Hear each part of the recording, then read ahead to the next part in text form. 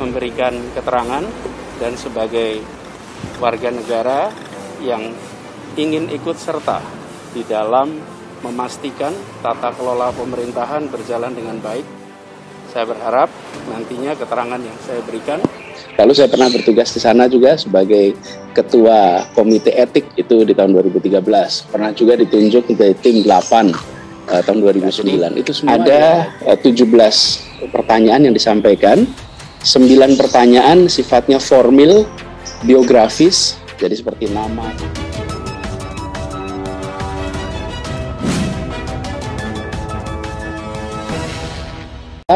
Adalah pertanyaan yang terkait dengan kebijakan, peraturan-peraturan.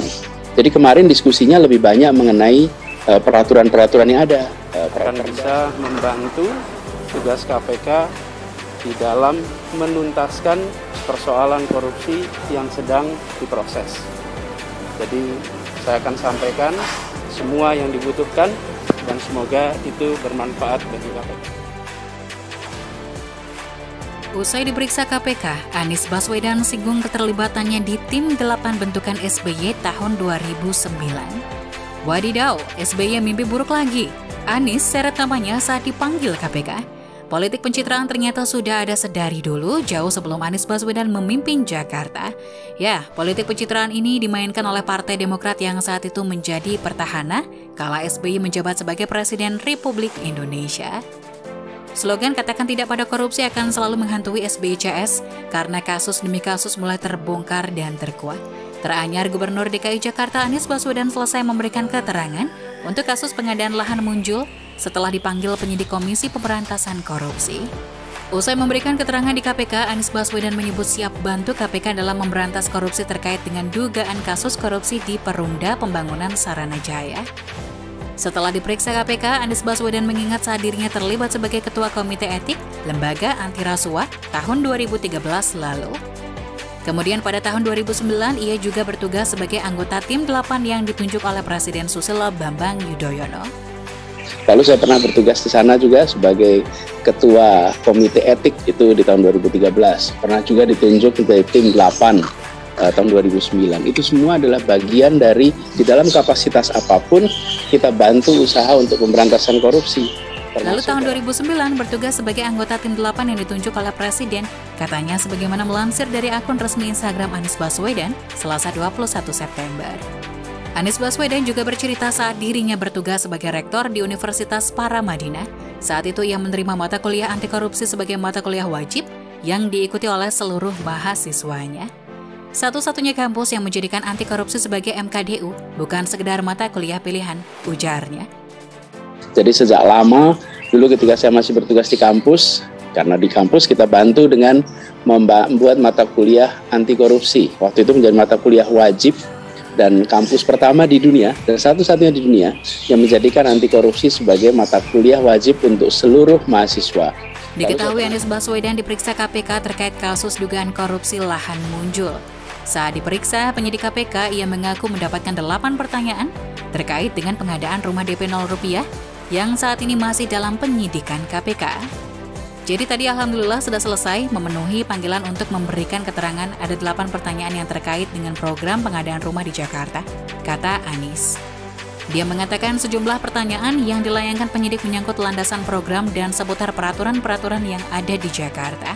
Selain 8 pertanyaan ini, Anies Baswedan juga mengaku mendapatkan 9 pertanyaan yang bersifat formil. Kehadirannya ke KPK, ia berharap keterangan yang diberikan kepada penyidik dapat bermanfaat untuk proses penyidikan kasus pengadaan lahan Munjul yang sudah menyeret 5 tersangka. Ada 17 pertanyaan yang disampaikan, 9 pertanyaan sifatnya formil, biografis, jadi seperti nama, tanggal lahir, pekerjaan, dan lainnya. Itu ada 9 adalah pertanyaan yang terkait dengan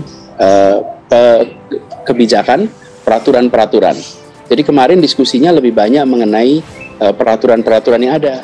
Harapannya, keterangan saya tadi bisa membantu KPK menjalankan tugasnya, tutur Anies.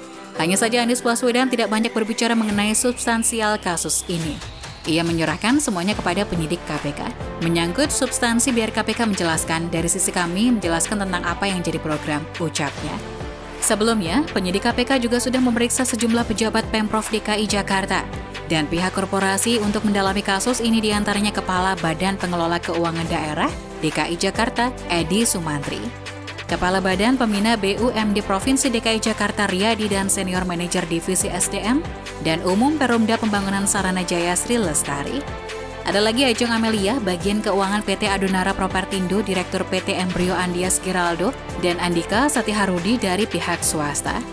Pelaksana tugas atau PLT, juru bicara KPK Ali Fikri menjelaskan, Edi Sumantri diperiksa sebagai saksi untuk tersangka mantan Dirut Perumda Pembangunan Saranajaya Yuri C. Pinontoan dan kawan-kawan dalam penyidikan kasus dugaan korupsi, pengadaan tanah di Munjul, Kelurahan Pondok Ranggon, Kecamatan Cipayung, Jakarta Timur tahun 2019.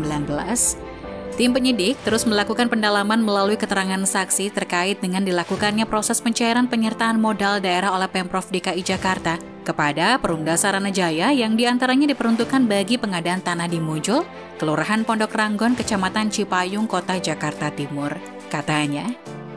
Sementara Riyadi dikonfirmasi terkait dengan dilakukannya PMD oleh Pemprov DKI Jakarta kepada Perumda Saranajaya yang diantaranya diperuntukkan bagi pengadaan tanah di Munjul, Kelurahan Pondok Rangon, Kecamatan Cipayung, Jakarta Timur. Kemudian senior Sri Lestari untuk dikonfirmasi terkait dengan kegiatan operasional di perusahaannya.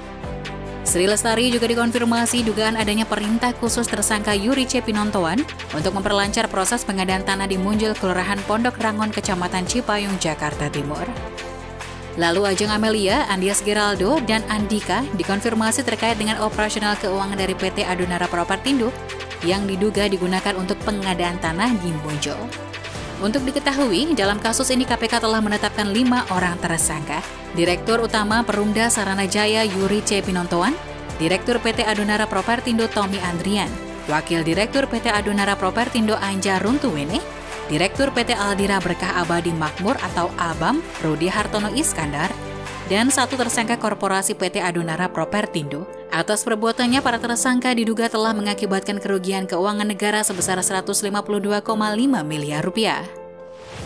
Mereka disangkakan melanggar Pasal 2 Ayat 1 atau Pasal 3 Undang-Undang Nomor 31 Tahun 1999, sebagaimana telah diubah dengan Undang-Undang Nomor 20 Tahun 2001 tentang pemberantasan tindak pidana korupsi, JO Pasal 55 Ayat 1 ke 1 KUHP. Tidak hanya itu, KPK juga menduga Saranajaya melakukan perbuatan melawan hukum terkait pelaksanaan pengadaan tanah di Munjul. Perbuatan melawan hukum yang dimaksud yakni tidak adanya kajian kelayakan terhadap objek tanah, tidak dilakukannya kajian apresial, dan tanpa didukung kelengkapan persyaratan sesuai dengan peraturan terkait. Beberapa proses dan tahapan pengadaan tanah tersebut juga diduga kuat tidak dilakukan sesuai SOP. Ada juga dokumen yang disusun secara backdate dan adanya kesepakatan harga awal antara pihak Anja dan Saranajaya sebelum proses negosiasi dilakukan.